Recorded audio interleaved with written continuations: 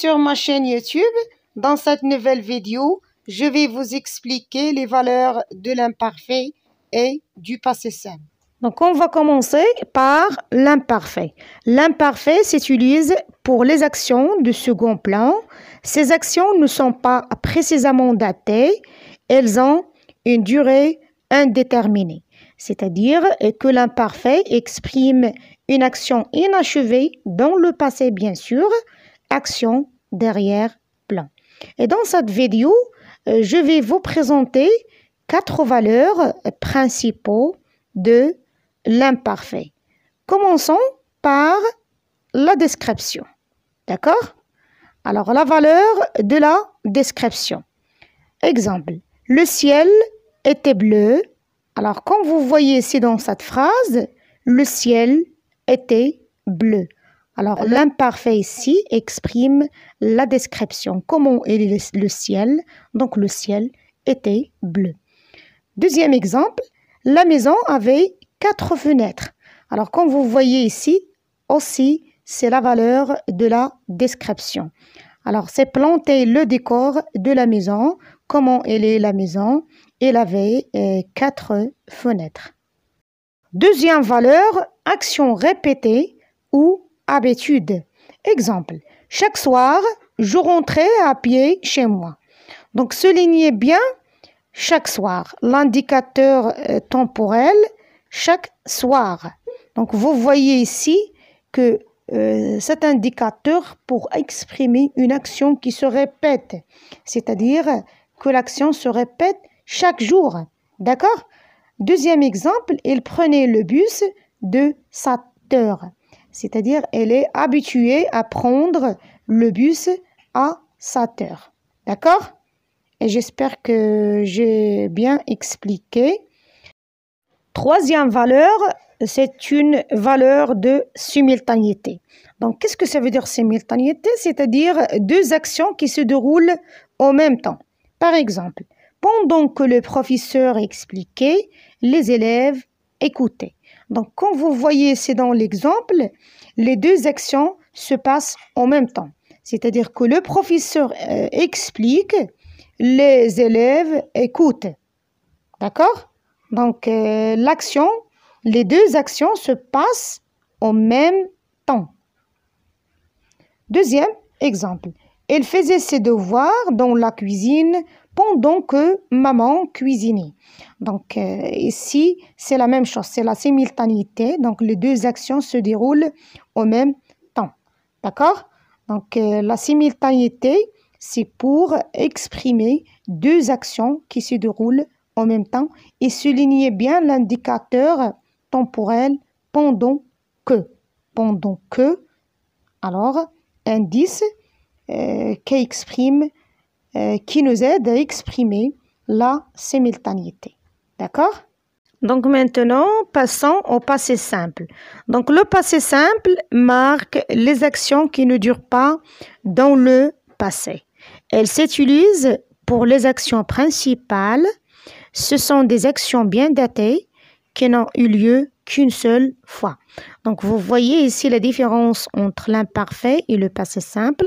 Donc, l'imparfait exprime une action inachevée qui dure longtemps, tandis que le passé simple exprime une action achevée, bien déterminée, qui ne dure pas longtemps.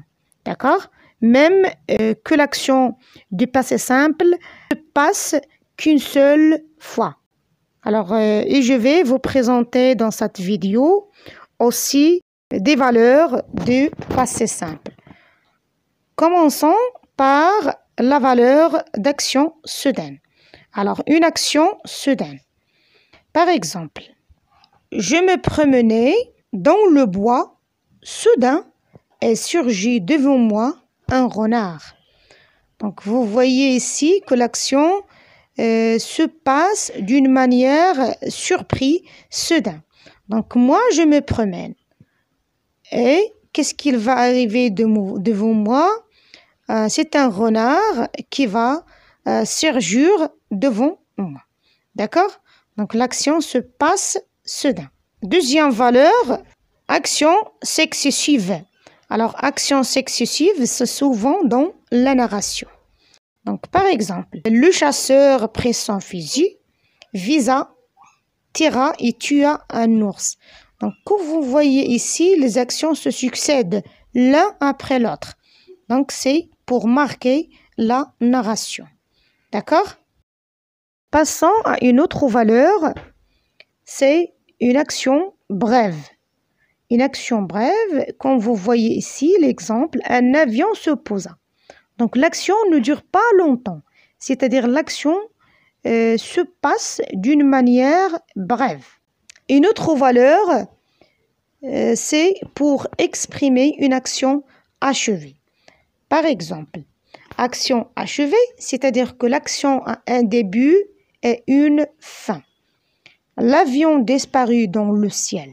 Alors, dans cet exemple, comme vous voyez, l'avion est déjà dans le ciel et vers la fin, l'avion commence à disparaître dans le ciel. Donc, l'action a un début et une fin. D'accord? Une autre valeur, c'est pour exprimer une action limitée. Alors, et qu'est-ce que ça veut dire limité? C'est-à-dire que le temps, c'est bien déterminé dans cette action. D'accord? Alors, regardez bien l'exemple. Le roi régna en France 72 ans. Donc, soulignez bien 72 ans.